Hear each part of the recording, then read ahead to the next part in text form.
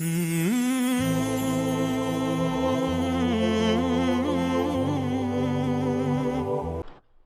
اللہ الرحمن الرحیم والصلاة والسلام علی رسولہ الکریم وعلی آلہ وصحبہ اجمعین، اما بعد۔ داعی اور مدعو میں طبیب اور مریض کا رشتہ ہوتا ہے۔ طبیب اگر مریض سے نفرت کرے علاج نہیں ہو سکتا۔ یا ایک اور مثال، داعی اور مدعو میں تاجر اور گاہک کا رشتہ ہوتا ہے۔ تاجر دکاندار اگر گاہکوں سے نفرت کرے اور بدتمیزی کا رویہ رکھے تو کتنا ہی بہترین سودا اس کی دکان پر ہو، نہیں بکے گا۔ یہی اس سے طاقتور نسبت کے ساتھ داعی کا رشتہ مدعو کے ساتھ ہوتا ہے۔ دعوت دینے والے کا رشتہ، جن کو دعوت دی جا رہی ہے ان کے ساتھ ہمدردی کا، محبت کا، الفت کا ہوتا ہے۔ یہ آیات میری اس بات پر دلالت کرتی ہیں کہ اللہ تعالیٰ کو کہنا پڑا لعلک باخع نفسک علی آثارہم ان لم یؤمنوا بہذا الحدیث اسفا، لعلک باخع نفسک اسفا، تو غم میں ہی مر جائے گا، ان کے غم میں مر جائے گا۔ لعلک باخع نفسک الا یکونوا مؤمنین فلا تذهب نفسک علیہم حسرات من کفر فلا يحزنک کفرہ لست علیہم بمسیطر ما انت علیہم بجبار۔ ایک دفعہ میں نے یہ آیات کٹھی کی تھی، بہت زیادہ ہو گئی تھی، جن میں صرف یہ بتلایا جا رہا ہے کہ اللہ کے نبی کو کتنا غم تھا نافرمانوں کے بارے میں۔ آج کے دور کے اہل حق دعوت دینے والے اور جتنے حق سے دور لوگ ہیں، یا کفر کی شکل میں یا اسلام کے لبادے میں باطل عقائد کی شکل میں یا بدعت کی شکل میں یا مذہبی آزادی جس کو غیر مقلدیت کہتے ہیں اس کی شکل میں، اکابر کی گستاخی کی شکل میں، یا صحیح العقیدہ ہو کر شراب، زنا، گانا بجانا، ظلم، ستم، یہ جتنی شکلیں ہیں یہ ساری کی ساری قابل رحم ہیں۔ یہ مدعو ہیں، آپ داعی ہیں۔ آج اہل حق ان سے نفرت کرتے ہیں۔ کتنی یہ حق، یعنی کتنی اصل سے ہٹی ہوئی بات کہ ان سے تو محبت تھی۔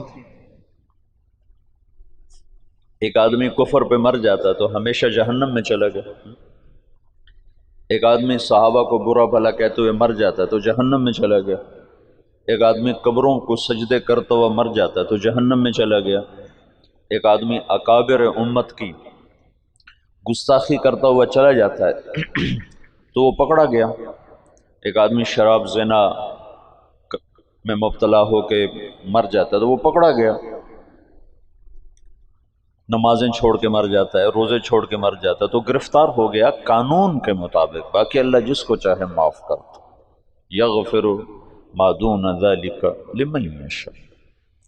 اچھا، یہ جو اس طرح مر رہے ہیں، یہ مرتے ہی کتنے خوفناک انجام کا شکار۔ میرا تایا کا بیٹا تھا، جیسے ذمہ داروں کی زندگی ہوتی ہے ویسے اس کی زندگی تھی، جوانی میں مر گیا۔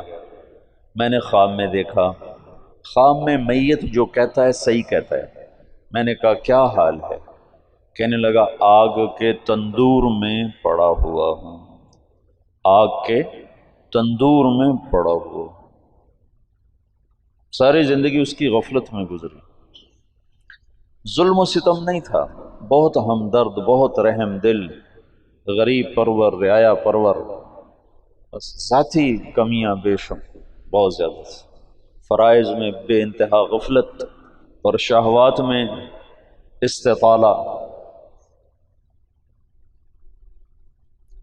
کہ میں آگ کے تندور میں ہوں، تو یہ قابل رحم ہے یا قابل نفرت ہے؟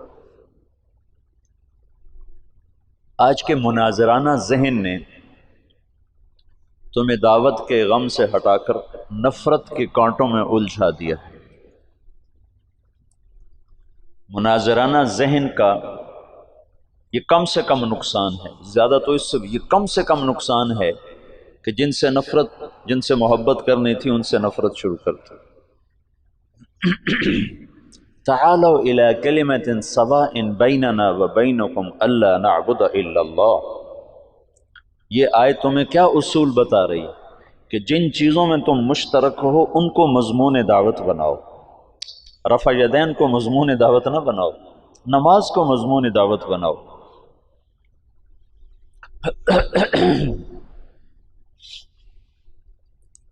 اور ان انتم الا بشر مثلنا، تو آگے نبی کہہ رہے ہیں ان نحن الا بشر مثلکم، کہ ٹکراؤ کی بات نہ کرو، جس چیز کو وہ مانتے ہیں تم اس کی بات کرو، وہاں سے اگلی بات تک تو تم پہنچ جاؤ گے، پہلے موقع پر ہی ان کی ٹھکرا دو تو تم نے ان کو اپنے سے دور کر دیا، متنفر کر دیا۔ داعی اور مدعو جتنے کفر ہیں کی شکلیں ہیں، جتنی باطل کی شکلیں ہیں، جتنے غلط عقائد کی شکلیں ہیں، جتنی ہوا نفس پرستی کی شکلیں ہیں، یہ سب وہ لوگ ہیں جنہیں تم نے دعوت دینی ہے۔ یہ مدعو، تم داعی، اور تم ان سے نفرت کرنے لگ جاؤ اور ان کو غلط کہنے پہ تل جاؤ۔ غلط کہنا وقت کی ضرورت ہے یا انہیں گمراہی سے نکالنا وقت کی ضرورت ہے؟ تم غلط ہو، تم غلط ہو، تم غلط ہو، تم شرابی ہو، تم شرابی ہو، اسے نہیں پتا میں شرابی ہوں۔ تم سود خور ہو، تم سود خور ہو، اسے معلوم نہیں میں سود خور ہوں، میں سود کھاتا ہوں۔ جھوٹے پر اللہ کی لعنت، سود کھانے والے پر اللہ کی لعنت، اور اس کو سنا رہے ہو تو تمہارے قریب کیسے آئے گا؟ اور نبی کا مضمون کیا ہے؟ لِتُخْرِجَ النَّاسَ مِنَ الظُّلُمَاتِ إِلَى النُّورِ، نہ کہ لِتُحَقِّقَ ظُلُمَاتِهِمْ فِيهِمْ، یہ تو نہیں، لِتُحَقِّقَ ظُلُمَاتِهِمْ فِيهِمْ، تو اس لیے آیا ہے کہ ان کی ظلمتیں ان کے اندر ثابت کر دے۔ کہ آج کے مناظرے کا یہ نتیجہ ہے کہ مناظرہ نفرت پیدا کرتا ہے، اور داعی نفرت نہیں کرتا ہے، محبت کرتا ہے، اسے جہنم نظر آتی ہے، وہ جہنم سے بچانے کے لیے وقت کی ضرورتوں سے بے نیاز ہو جاتا ہے۔ یا قوم، یا ابت، یا ابت، یا ابت، کتنی التجا ہے ابراہیم علیہ السلام کی دعوت میں، یا ابت، یا ابت، یا قوم، یا قوم، یا قوم،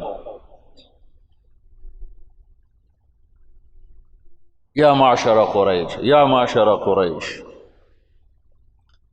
چونکہ سیرت کا یہ پہلو امت نے بھلا دیا تھا کہ ہم دعوت دینے والے ہیں، دعوت دینے والے کو محبت ہوتی ہے نافرمانوں سے، کافروں سے ہمدردی ہوتی ہے کہ وہ انہیں جہنم سے نکالنا چاہتا ہے، اور تم انہیں جہنمی ثابت کرنا نہیں تم جہنمی ہو، نہیں تم گمراہ ہو۔ یہ کون سی عقل والی بات؟ معترض کا جواب نہیں ہوتا، میں نے رات بھی بتایا تھا، سائل کا جواب ہوتا۔ دعوت دینے والا ایسی بات کرتا ہے کہ وہ پیٹھ پیچھے چھپ کر کہتے ہیں باتیں تو سچی کرتا ہے، ابو جہل جیسا کہہ رہا ہے سچا پر میں مانوں گا نہیں۔ کیا خوبصورت مضمون دعوت ہے کہ سب سے بڑا اعداء عدو الاسلام کہتا ہے سچا، مانوں گا نہیں۔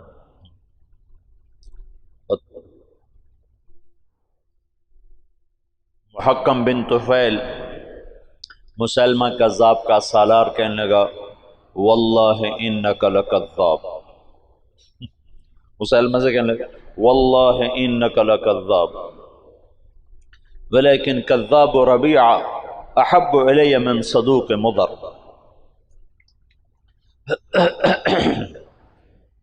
جادو وہ ہوتا ہے جو سر چڑھ کے بولے. مناظرے کی زبان توہین کی ہے، اہانت کی ہے، تذلیل کی ہے، تحقیر کی ہے، استخفاف کی ہے، اور اس میں سے ایک چیز بھی دعوت کے ساتھ نہ جوڑ کھاتی ہے نہ اسلام کے ساتھ جوڑ کھاتی. دعوت دینے والے کے اندر محبت ہوتی ہے، ہمدردی ہوتی ہے کہ یہ جہنم سے بچے. حج سے ہم منا سے واپس آ رہے تھے. منا سے 1999 کا میرا پہلا حج تھا. تو اس وقت کنکریاں جہاں مارتے تھے نا، پل کے ساتھ اترتے ہی نائی کھڑے ہوتے تھے، سر کے بال، کوئی داڑھی شیو کراتا تھا، کوئی سر کے بال مڑاتے ہیں، کوئی ویسے داڑھی ٹھیک کراتا. تو میں آگے تھا، میرے پیچھے میرے 3-4 ساتھی تھے پشاور کے، اکٹھے تھے. تو جب جو نیچے اترے ہیں تو ایک نوجوان سیالکوٹ کا، بعد میں تعارف ہوا سیالکوٹ کا، وہ سر کے بال اس کے صاف ہو گئے تھے اور داڑھی شیو کرانے لگا تھا داڑھی. تو یہاں نائی نے صابن لگایا تھا. وہ ایک نوجوان تھا راشد، بہت بڑا تاجر، کروڑوں پتی، جوانی میں تبلیغ میں لگا. اس نے جب دیکھا تو ایک دم جا کے اس کے پاؤں میں گر گیا، اس کے پاؤں پکڑ کے رونے لگا، کہنے لگا ابھی تیرے سارے گناہ معاف ہو چکے ہیں، یہ دوبارہ فوراً گناہ نہ کر، تیرے سارے معاف ہو چکے ہیں. جب آدمی عرفہ سے واپس لوٹتا ہے تو سارے معاف ہو گئے، تو کہا تیرے سارے معاف ہو گئے، دوبارہ اپنے کافی کو کالا نہ کر. وہ ایسا رویا کہ وہ نوجوان خود رونے لگا. تو اس نے وہ تولیہ جو یہاں رکھا ہوا تھا نا، اس نے اس سے اپنا سارا صابن صاف کر دیا اور نائی سے کہنے لگا میرا خط بنا دو، آج کے بعد میری توبہ، میں داڑھی نہیں منڈاؤں. یہ داڑھی ہوتا ہے. تم بے وقوف مناظرانہ ذہن رکھتے ہو کہ ہم نے نیچا دکھانا ہے. نیچا دکھانا بھی کوئی حق ہے؟ اوروں کو عزت دینا سیکھو، پھر وہ تمہارے سامنے گر جائیں گے، خود ہی گر جائیں گے.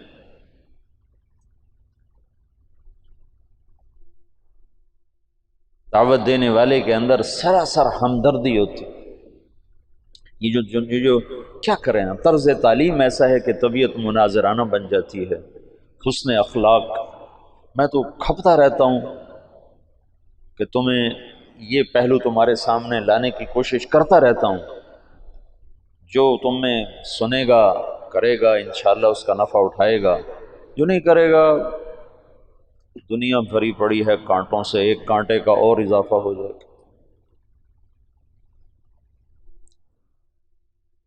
تو دعوت دینے والا سراسر رحمت ہوتا ہے، اور راتوں کو اٹھ کے روتا ہے.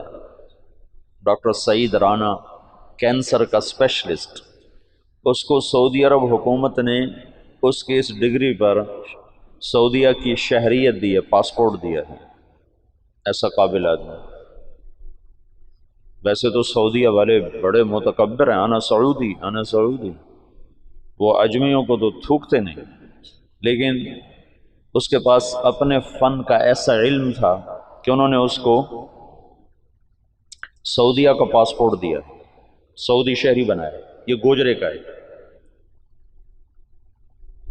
وہ مجھ سے کہنے لگا کہ میں انگلینڈ پڑھتا تھا، بیلجیم پڑھتا تھا، تو میں انگلینڈ گیا پاکستانی موسیقی کے کچھ کیسٹ خریدنے کے. بیلجیم میں ابھی اس وقت اتنا پاکستانی مجمع نہیں تھا، زیادہ مجمع انگلستان میں تھا.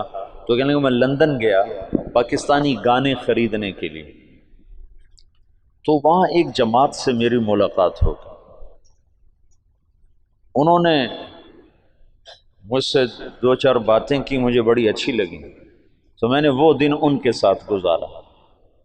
رات ہوئی تو وہ کہنے لگے رات بھی ہمارے پاس ٹھہر جاؤ. تو کہنے لگے میں رات بھی ٹھہر گیا. رات کو میری پچھلے پہر آنکھ کھلی تو میں نے دیکھا میرے بستر کے برابر ایک بوڑھا آدمی وہ دعا میں رو رہا زارو قطار اور کہہ رہا یا اللہ اس نوجوان کو ہدایت دیتے، یہ گانے خریدنے آیا ہے تو اسے دین کا داعی بنا دے، اور رو رہا ہے، یہ دعوت۔ تو وہ ڈاکٹر سعید رانا کہنے لگا بس اس کے آنسوں نے نا مجھے پگھلا دیا، اور مجھے یہ خیال آیا کہ ایسے تو شاید میری ماں بھی نہ روتی ہو میرے لیے جیسے یہ میرے لیے رو رہا ہے، یہ کیوں رو رہا ہے؟ اور اس کے رونے پر میں نے وہیں توبہ کی، اور بجائے گانے خریدنے کے ان کے ساتھ میں نے 10 دن لگائے۔ پھر وہ دن آج کا دن، وہ بندہ تبلیغ میں فنا فی تبلیغ، اب بھی سعودیہ میں مکہ میں رہتے ہیں۔ تو دعوت دینے والا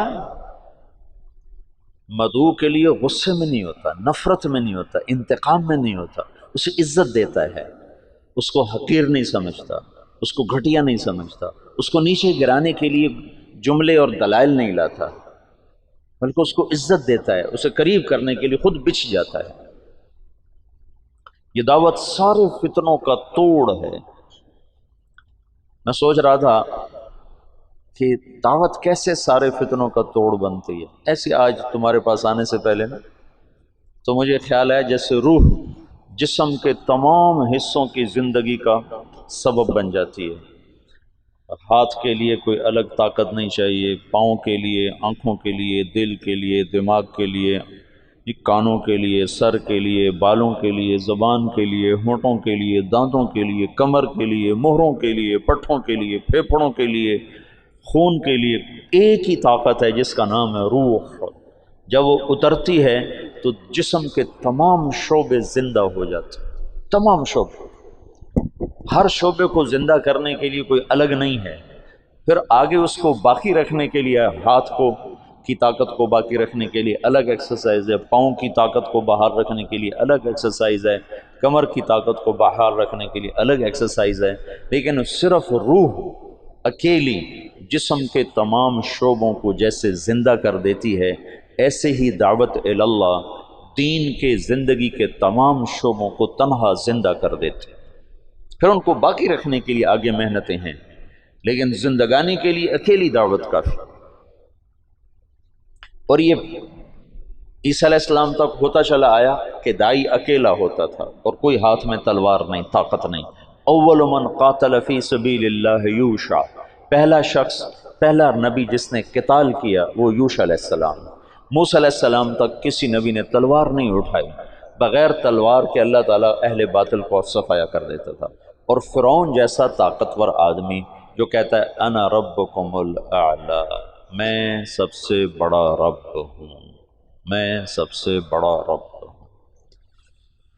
اس کا جسم آج بھی سلامت، شاید میں نے پہلے بھی بتایا، اس کے جسم پر گوشت تازہ چڑھتا رہتا ہے۔ میں نے مصر کے اہراموں سے جو نکلی ہیں لاشیں وہ دیکھیں لندن کے عجائب گھر میں، تو وہ پٹیوں میں بند ہیں، اور بعضوں کی انہوں نے اوپر سے پٹیاں اتار دی ہیں دکھانے کے لیے، تو شیشے کے بڑے بڑے بکسے ہیں، ان کے اندر وہ لاشیں پڑی ہیں، ان کی کھالیں چٹک گئی ہیں، کھال چٹک گئی ہے لیکن ہے سلامت، اور ہڈیاں اس میں سے نمایاں نظر آتی ہیں، چہرے کی کھال ایسے چٹکی ہوئی ہے، لیکن فرعون کی ساری لاش تر و تازہ ہے، اس پر تازہ گوشت پیدا ہوتا رہتا ہے، چڑھتا رہتا ہے، ہر سال اس پہ نیا گوشت چڑھتا ہے، اور اس کے چہرے پر بھی، گردن پر بھی، اس کے سر کے بال بالکل تر و تازہ۔ پھر انہوں نے وہاں جب وہ زیادہ ہو جاتا ہے تو وہیں چوہے رکھے ہوئے ہیں، چوہے جو اس پہ چھوڑے جاتے ہیں، ہر سال 15 مارچ کو اس کی لاش کو نکالا جاتا ہے اور اس پر چوہوں کو چھوڑا جاتا ہے جو اس کو اوپر سے سارا گوشت نوچ لیتے ہیں جو ضرورت سے زیادہ ہوتا ہے، باقی کو پھر وہ دوائیاں لگا کر اور خوشبوئیں لگا کر اور کپڑے میں بند کر کے پھر اس میں ڈال دیتے ہیں۔ اس کے جسم پر موت کے آثار نہیں آئے۔ فَالْيَوْمَ نُنَجِّيكَ بِبَدَنِكَ لِتَكُونَ لِمَنْ خَلْفَكَ آیَةً، میں تیرے بدن کو نجات دے دوں گا، دیتا رہوں گا، باب تفعیل ہے نا، کہ مسلسل تیرا جسم زندہ ہوتا رہے گا، جسم زندہ ہوتا رہے گا۔ تو جسم کے تو ہاتھ سلامت ہیں، ناخن سلامت ہیں، تو فرعون جس نے کہا میں رب ہوں، اس کو زیر کرنے کے لیے بھی صرف ایک موسیٰ گئے تھے اپنے بھائی ہارون کے ساتھ، کوئی لاؤ لشکر لے کر نہیں گئے تھے۔ دعوت اتنی طاقتور چیز ہے کہ دعوت دینے والا خود کہہ رہا ہے انی اخاف ان یقتلون، یا اللہ مار دیں گے مجھے، اور آگے اللہ تعالیٰ کہہ رہے ہیں میں جو ساتھ، میرے ہوتے ہوئے بھلا ہو سکتا، اننی معکما اسمع و ارا، جاؤ جاؤ میں تمہارے ساتھ ہوں، کچھ نہیں کر سکتا۔ تو عیسیٰ علیہ السلام تک آپ دیکھو کہ ہر داعی اکیلا آیا اور سامنے ایک ٹھاٹھے مارتا ہوا انسانوں کا سمندر ہے، لیکن نبی کی بات غالب آئی اور اللہ نے نہ ماننے والوں کو پکڑا۔ منہم من اخذتہ الصیحہ منہم من ارسلنا علیہ حاصبا منہم من خسفنا بہ الارض ومنہم من اغرقنا۔ یہ اللہ تعالیٰ نے اپنی پوری تاریخ کو 4 جملوں میں بیان کر دیا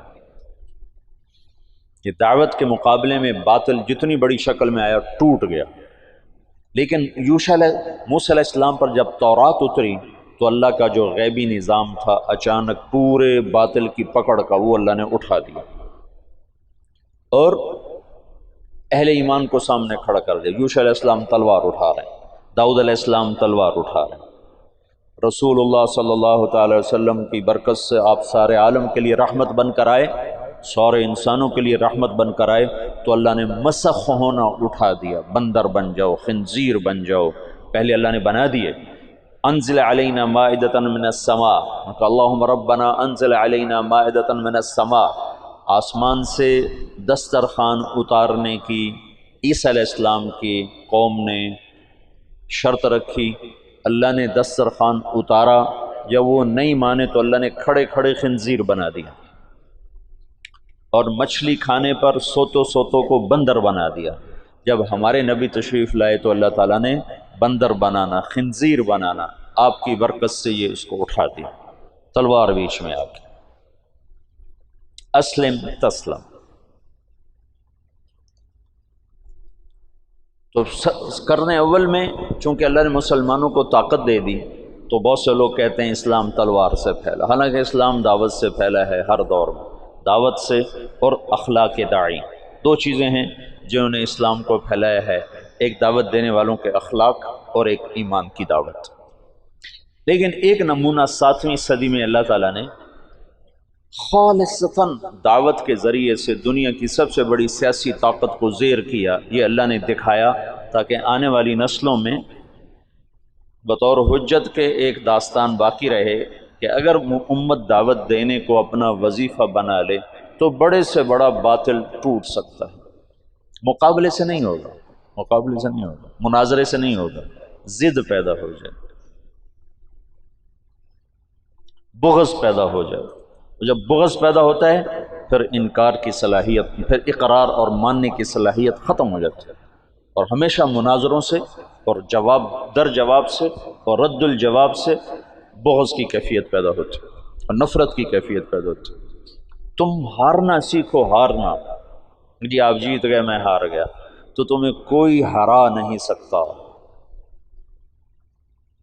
مولانا جمشید صاحب ہمیں فرمایا کرتے تھے جو ہارا سو جیتا، جو ہارا سو جیتا۔ اسی سلطنت کو زوال آ گیا 232 ہجری میں، 100 سال بڑی طاقتور حکومت، متوکل کو اس کے بیٹے منتصر نے قتل کر دیا، پہلا قتل بیٹے کے ہاتھوں باپ کا حکومت کے لیے عباسی دور میں ہوا ہے کہ منتصر نے ترکوں سے مل کر اپنے باپ متوکل کو، اس متوکل کی عمر صرف 42 برس تھی جب اس نے کچھ 14 برس حکومت کی تھی، اس کے بعد بنو عباس کی ہیبت ہمیشہ کے لیے اٹھ گئی، اور 232 سے 334 تک ترک کھیلے بنو عباس، خلفاء کو تخت سے گھسیٹ کر نیچے پھینک دیتے تھے اور گھسیٹتے ہوئے باہر صحن میں دھوپ میں کھڑا کر دیتے، کسی کی آنکھیں نکال دیتے، کسی کو زندہ کو تہ خانے میں بند کر کے اندر ہی سسکا کے مار دیتے تھے۔ تو 334 تک ترک کھیلتے رہے، اترک ترک ما ترکوکم والی بات پر جب عمل نہ کیا، معتصم نے ترکوں کو لیا تو پھر وہی ان کے لیے وبال جان بن گیا۔ پھر 334 سے 446 تک شیعوں نے حکومت کی۔ ایرانی ابو شجاع تھا دیلمی، اس کے 3 بیٹے تھے، رکن الدولہ، معز الدولہ، عماد الدولہ۔ تینوں مچھیرے تھے، مچھلی پکڑتے تھے۔ ابو شجاع نے خواب دیکھا کہ اس نے پیشاب کیا ہے، اس سے آگ نکلی، اوپر جا کر 3 شعلوں میں تقسیم ہو گئی، اور وہ شعلے چھوٹے چھوٹے انگاروں میں تقسیم ہو گئے۔ تو اس نے ایک کاہن سے پوچھا کہ میں نے یہ خواب دیکھا ہے، اس کی تعبیر۔ اس نے کہا تیرے 3 بیٹے بادشاہ بنے۔ تو اس نے جوتا نکال کے اس کی پٹائی شروع کر دی، اور اپنے بیٹوں سے کہا مارو خبیث کو کہ ہماری غربت کا مذاق اڑاتا ہے، چارے پہ پترا چنگی منجائی کی تھی۔ جب اس کو اچھی طرح صاف کر لیا نا، پھر کہنے لگے چلو ایک مچھلی اس کو دے دو، بیچارے کو بہت مارا ہے۔ تو اس کو ایک مچھلی انہوں نے دے دی۔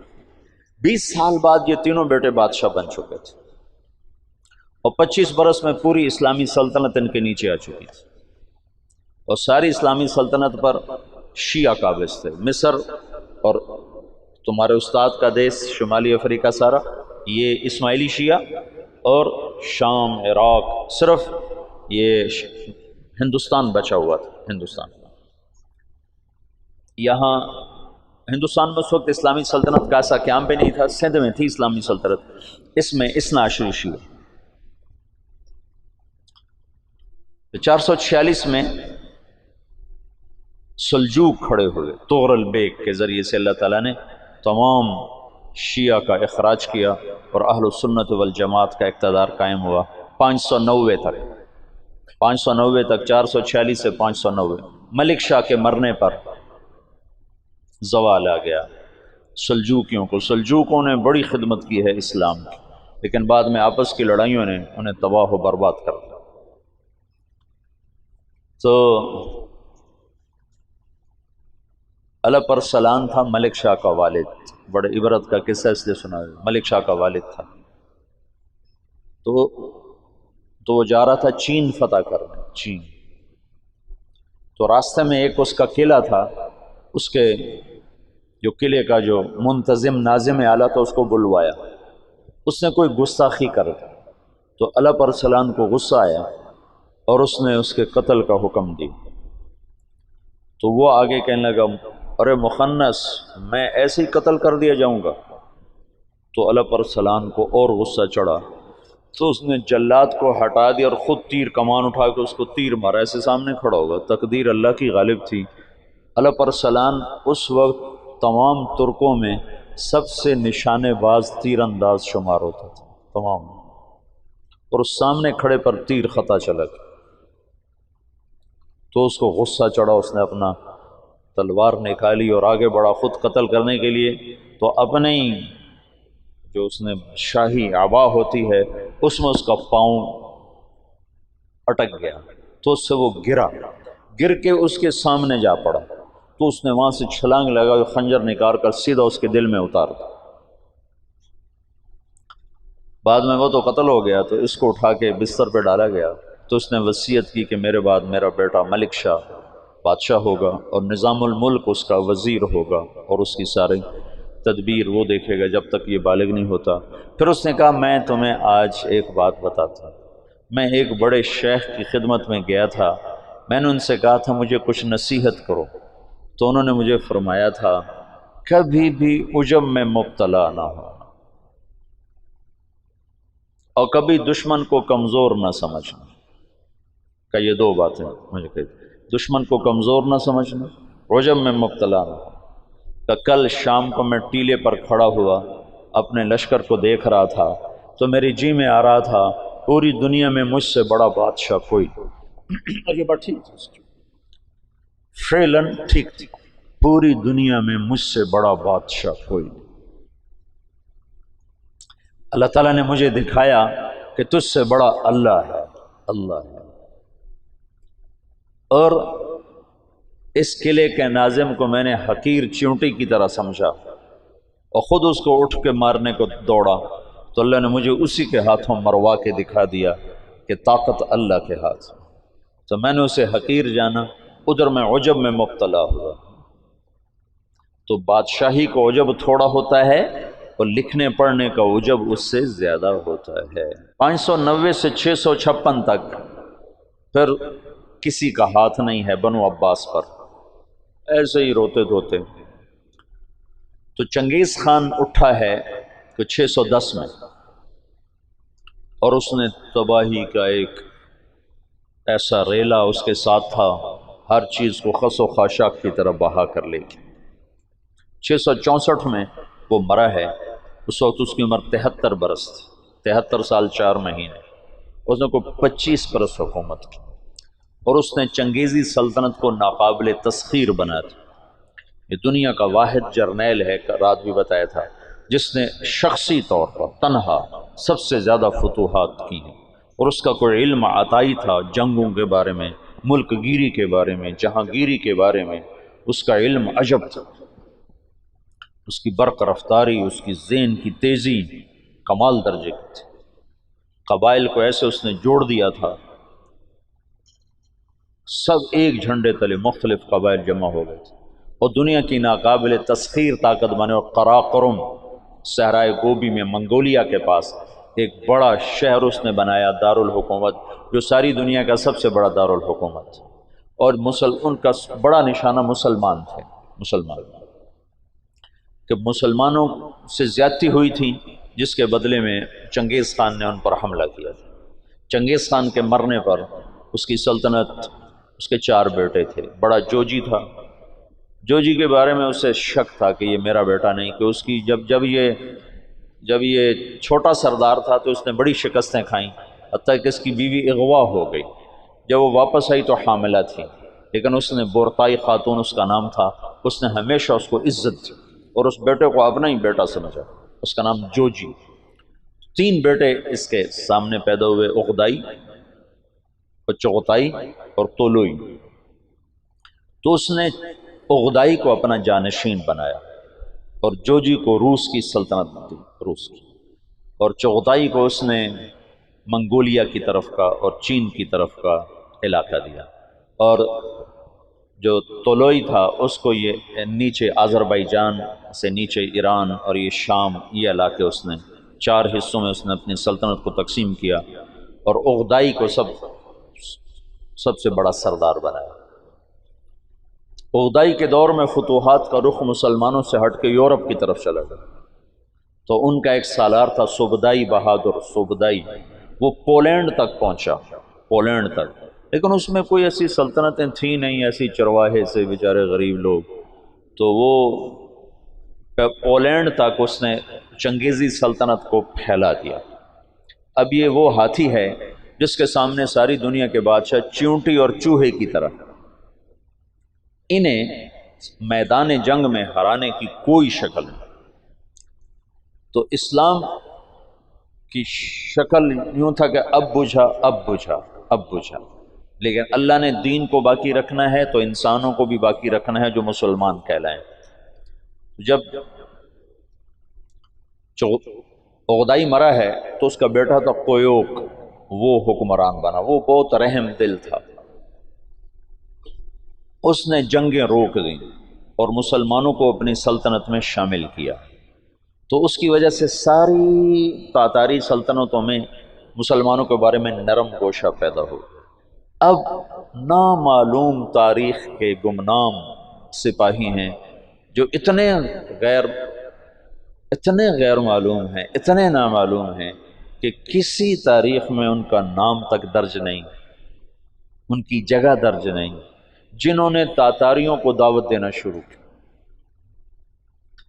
خونخوار قوم ہے، اور تاتاری غریب مسلمانوں کی دعوت سے اسلام قبول کرنا شروع ہو گئے۔ یہ تاریخ کا حیرت ناک واقعہ ہے۔ غیر مسلم مورخین بھی اور مسلم مورخین بھی جب یہاں پہنچتے ہیں تو وہ حیران ہوتے ہیں کہ کیسے ایک فاتح قوم نے مفتوح قوم کا مذہب کیسے قبول کر لیا۔ ہندوستان میں کوئی عیسائی نہیں تھا، آج کروڑوں ہیں، کہاں سے آئے؟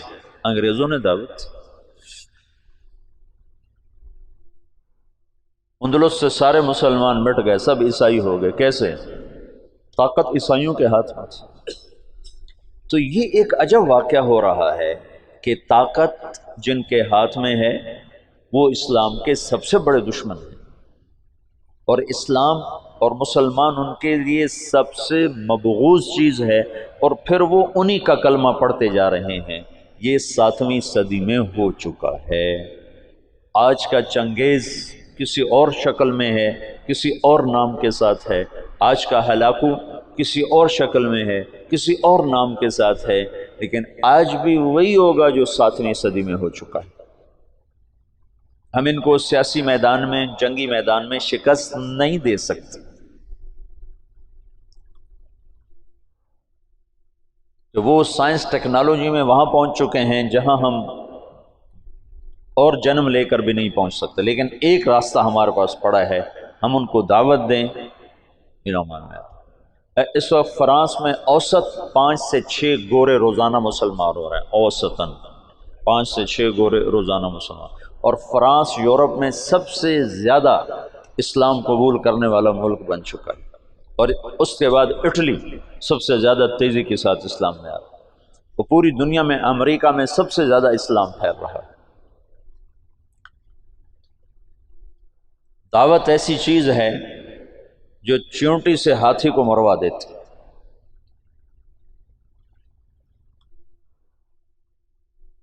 اس کی نرمی سے کچھ دل نرم ہوئے اور اسلام داخل ہونا شروع ہوا۔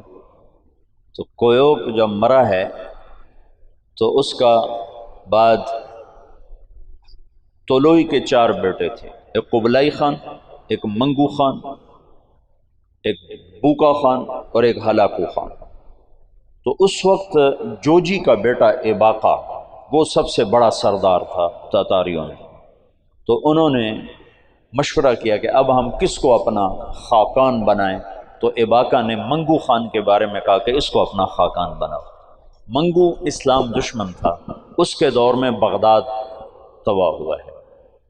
جب بغداد پہ حملے کا لشکر نکلا ہے تو یہ جو مسلمان دائی تھے یہ جوجی کی نسل میں اپنا کام دکھا چکے تھے، اور جوجی کا پوتا برکا خان مسلمان ہو گیا۔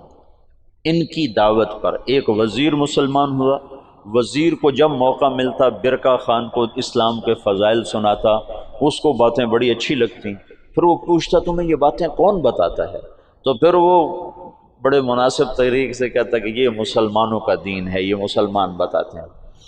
پھر اس نے کہا مجھے مسلمانوں کا کوئی وفد ملاؤ، پھر ایک وفد اس سے ملا، انہوں نے اسلام کی دعوت دی، اسلام کے بنیادی اصول بتائے، تو برکا خان مسلمان ہوا۔ روس آج بھی دنیا کی سب سے بڑی سلطنت ہے، اس وقت بھی روس بہت بڑی سلطنت تھا، تو جتنا روسی مغل تھا اور چنگیزی تھا وہ برکا خان کی برکت سے سارے کا سارا مسلمان ہو گیا، کوئی تلوار نہیں۔ ہلاکو جس نے بغداد کو تہ تیغ کر کے رکھ دیا، 15 لاکھ آدمی ذبح کرتا، 658 میں پھر اس نے مصر پہ چڑھے، اس دوران حلب، شام، دمشق اس نے اینٹ سے اینٹ بجا دیا، پھر 658 میں وہ دمشق مصر کی طرف حملہ آور ہوا۔ تو مصر پر اور ہندوستان پر، حالانکہ یہ دونوں ملک کے لوگ کو اتنے دلیر نہیں تھے جتنے کہ شام، عراق، یہ جو جنگجو قومیں تو یہاں تھی، عرب، اور مصر تو مخلوط قوم تھی، ہندوستان مخلوط قومیں تھیں، لیکن کوئی اللہ کی قدرت ہے، نہ ہندوستان پہ مغل حاوی ہو سکے نہ مصر پہ حاوی ہو سکے، دونوں جگہ ہندوستان والوں نے تو طاقت سے، اور اللہ کی مدد تو دونوں کے ساتھ تھی، اور مصر والوں نے سیاست سے۔ 658 میں ہلاکو خان نے مصر پہ حملے کے لیے فوج نکالی تو اس کا بھائی منگو خان مر گیا۔ منگو کے مرنے پر یہ قانون تھا کہ جو تاتاری جہاں پر ہے، جب خاقان اعظم مر جائے تو سب قراقرم پہنچیں تاکہ اگلے خان کا انتخاب کیا جا سکے، اگلے خاقان کا انتخاب کیا جا سکے۔ تو وہ وہاں سے نکلا، تو اس کی بیوی تھی وہ عیسائی ہو چکی تھی، دوقوزہ، اور اس کا سالار تھا کتبوغا، وہ بھی عیسائی ہو چکا تھا۔ وہ مسلمانوں پر بہت ظلم اٹھاتے تھے، بہت ظلم اٹھاتے تھے۔ اور ان دونوں نے بڑی کوشش کی کہ ہلاکو خان عیسائی ہو جائے، لیکن وہ عیسائی نہیں ہوا۔ تو انہوں نے اس کی منت کی کہ تم واپس نہ جاؤ، مصر کو فتح کر لو، وہ تو مر گیا، اب تو پہنچ بھی نہیں سکتے ہیں، تو تم بعد میں جانا، پہلے مصر فتح کرو۔ اس نے کہا نہیں، یہ چنگیز خان کا قانون ہے، میں اسے پورا کروں۔ اور اس نے ایک لشکر کا حصہ شام میں چھوڑا، فلسطین میں، اور 2 حصے لے کر وہ واپس چلا گیا قراقرم کی طرف۔ تو اس موقع سے فائدہ اٹھا کر مصر والوں نے خود حملہ کر دیا۔ تو عین جالوت پر 658 میں رمضان میں یہ جنگ لڑی گئی، اور 40 سال کے بعد مسلمانوں کو پہلی فتح نصیب ہوئی۔ اور اس میں قطبوغا گرفتار ہوا، تو وہاں مصر میں اس کو ٹکڑے ٹکڑے کر کے ختم کیا گیا، پر وہ ایسا کم وقت تھا کہ بوٹی بوٹی ہو گئے، پر اس نے سی نہیں کی، اف نہیں کی۔ انہوں نے کہا کیا تاتاری عورتوں نے بچے جننے بند کر دیے جو میرا کوئی بدلہ نہ لے گا؟ میرا بدلہ لینے والے ضرور آئیں گے، لیکن اللہ نے وہ موقع نہ دیا۔ برقع خان ایمان لا چکا ہے۔ جب ہلاکو چلا ہے، وہ قراقرم کے قرولتائی اس کو کہتے تھے، قرولتائی کانفرنس، اس کانفرنس کے لیے چلا ہے، تو اس وقت قبلائی طلوئی کے 4 بیٹے تھے، تو منگو بنا تھا، تو منگو کی جگہ بوقا خان موجود تھا قراقرم میں، وہ خود ہی خاقان بن گیا۔ تو قبلائی کو پتہ چلا، تو وہ پھر فوج لے کر آیا، اور اس نے اپنے بھائی کے ساتھ پہلی دفعہ تاتاری آپس میں لڑنا شروع ہوئے، اور ان کی ہیبت میں کمی آئی، اور قبلائی خان نے بوقا کو شکست دی اور قراقرم پہ قبضہ کیا۔ پھر ان بھائیوں میں آپس میں بہت لڑائیاں ہوتی رہیں تخت کے لیے۔ آخر میں قبلائی خان غالب آیا، اور اس نے اپنے بھائی کو قید کر لیا، پھر قید میں وہ مر گیا بوقا، اور اس نے قراقرم کی بجائے چین کو اپنا دارالحکومت بنایا، چین فتح کیا اور چین کو اپنا دارالسلطنت بنایا۔ جب ان جنگوں سے فارغ ہوئے تو ہلاکو خان نے حملہ کیا مصر پر، تو برقع خان کو خط لکھا رکن الدین بیبرس نے کہ تم ہماری مدد کرو، تم بھی مسلمان ہو، ہم بھی مسلمان ہو۔ تو پھر برقع خان نے ہلاکو کو خط لکھا کہ تم مسلمانوں پہ حملہ نہ کرو، ورنہ میں تم پہ حملہ کروں گا۔ تو ہلاکو نے اسے خط لکھا کہ تم نے چنگیز کا قانون نہیں پڑھا کہ تاتاری آپس میں نہیں ٹکرایا کرتے؟ تو اس نے اس کو جواب دیا کہ وہ بھی کافر تھا، تو بھی کافر ہے، تو حملہ کرے گا میں تیرے اوپر حملہ کروں۔ جب وہ مصر پہ حملہ آور ہوا تو برقع خان ہلاکو پہ حملہ آور ہوا، تو اس نے ہلاکو کو شکست دی، اور مصر اس تسلط سے نکل گیا۔ پھر ان دونوں بھائیوں کی، چچا زاد بھائیوں کے آپس میں لڑائیاں ہوئیں، جس میں ہلاکو کو آخر میں شکست ہوئی، اور اس غم سے وہ بھی 42 سال کی عمر میں فالج کے مرض سے مر گیا۔ اس کا پوتا ہلاکو کا پوتا نکودار اس کا نام تھا، پہلے وہ عیسائی ہوا، عیسائی، اور اس نے اپنا نام نکودار رکھا۔ یہ نکودار خاقانی نام نہیں ہے، لیکن بعد میں اللہ نے اس کو اسلام کی دولت دی تو وہ مسلمان ہو کر اس نے نام احمد خان رکھا۔ ہلاکو کی نسل میں اسلام داخل ہو گیا، کوئی تلوار نہیں چلی۔ کون گمنام تھے جنہوں نے ان کو دعوت دی؟ تبلیغ کی طاقت بتا رہا ہوں۔ یہ جو جوشیلے لوگ ہیں نا تحریکوں، ایک تبلیغ سے کیا ہوگا، صرف تبلیغ سے کیا ہوگا، نری تبلیغ سے کیا ہوگا، نرے بستر اٹھانے سے کیا ہوگا، یہ بتا رہا ہوں کہ نری تبلیغ سے کیا ہوا۔ 7ویں صدی کے چنگیز کلمہ پڑھ گئے، آج کے چنگیز بھی کلمہ پڑھیں گے، زندہ رہو گے تو دیکھو گے۔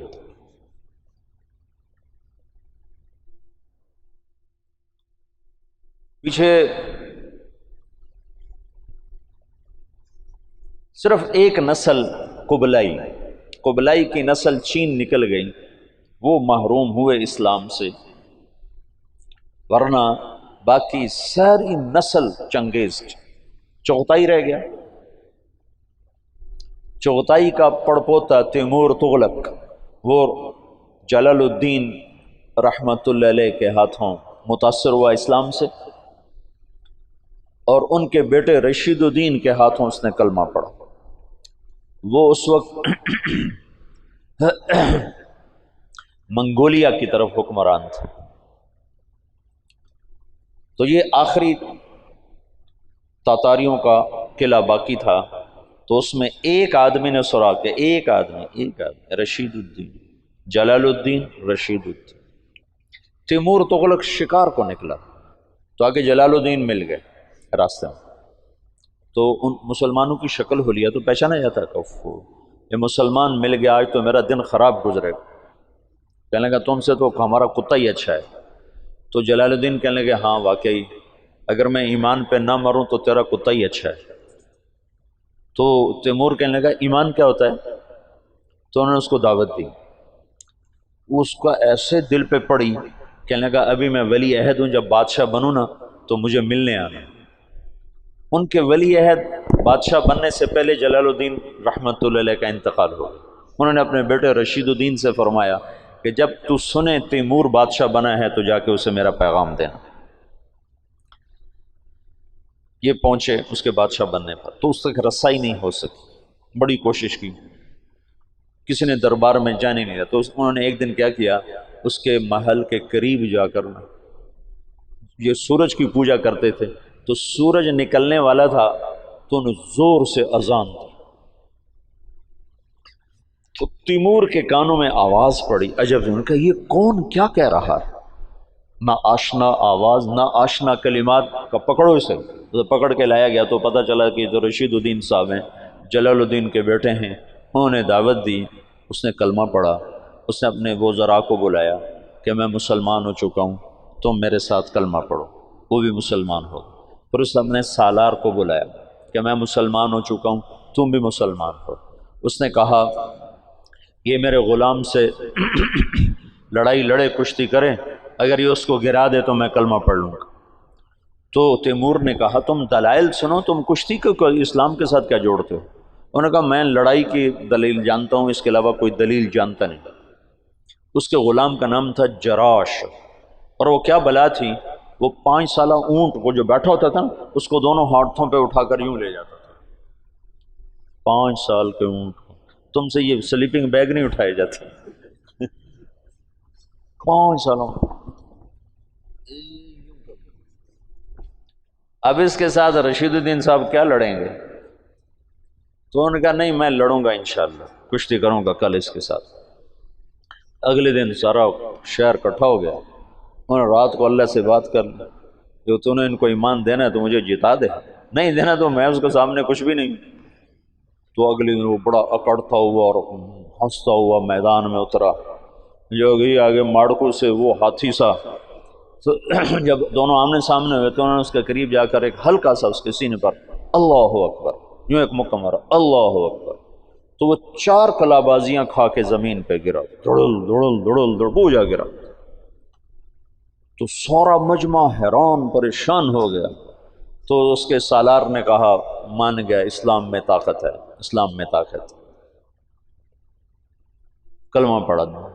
اس تیمور کی قبر پر آج بھی لکھا ہوا ہے یہ وہ بادشاہ ہے جس کے ہاتھ 10 لاکھ انسان مسلمان ہوئے، 10 لاکھ۔ نہ وہ شیخ المشائخ ہیں، نہ وہ کوئی صوفیاء میں سے، نہ کوئی علماء میں سے، اور اس کے پیچھے دعوت ہے کمزور انسان کی۔ اور کچھ عرصے کے بعد سوائے قبلائی کی نسل کے باقی ساری تاتاری قوم مسلمان ہو چکی تھی۔ یہ 7ویں صدی میں ہو چکا ہے میرے عزیزو، یہ 15ویں صدی میں بھی ہو جائے گا۔ یہ دعوت وہ نسخہ ہے جو ہر دور کے لیے ایک ہی طرح کی تاثیر اور اثر اور طاقت رکھتا ہے۔ ہندوستان کو اللہ نے چنا، پتہ نہیں کیوں چنا، اس میں کیا ایسی اس خطے میں صفات تھیں اللہ ہی بہتر جانتا ہے۔ یہ تھوڑا سا میں نے آپ کو پس منظر بتایا ہے کہ دعوت کی تاریخ، اس کے ساتھ سیاسی تاریخ، پھر مولانا الیاس صاحب نے کیسے کام شروع کیا، یہاں جو حالات بن گئے تھے، یہاں بھی مسلمانوں کی طاقتور حکومت تھی، لیکن جیسے قومیں زوال پذیر ہوتی ہیں تو زوال آ گیا۔ 1700 یہ شاہ عالم ثانی کے دور میں وہ الو محمد شاہ رنگیلا، اس کا نام ہی رنگیلا تھا، محمد شاہ رنگیلا، ہنوز دلی دور است، شراب پی کے مست رہتا تھا۔ 24 سال حکومت کی، نکمے لوگ جب سیادت پر آ جائیں تو شیر شاہ سوری نے صرف 6 سال حکومت کی تھی، 6 سال، وہ سارے ہندوستان کو پوری دنیا میں یوں کر دیا تھا۔ اس کا نام تھا فرید خان، نام اصل تھا فرید خان، اور سہسرام بہار میں ایک چھوٹی سی جگہ تھی جہاں یہ پیدا ہوا تھا، اور سپاہی بھرتی ہوا تھا بابر کی فوج میں سپاہی بھرتی ہوا تھا۔ تو ایک دن کھانے پر بیٹھے تھے، بابر بھی بیٹھا تھا، تو سامنے گوشت کا ٹکڑا ذرا دور تھا، تو شیر شاہ سوری نے خنجر نکالا اور اس ٹکڑے کو یوں خنجر پیوست کر کے اس کو یوں اٹھایا اور اٹھا کر اپنے سامنے رکھا۔ تو بابر یہ سارا دیکھ رہا تھا، تو اس نے بعد میں اٹھ کر کہا یہ نوجوان میں مجھے اقتدار کی نظر آ رہی، یہ مجھے خطرہ نظر آ رہا ہے، اس پر نظر رکھی جائے۔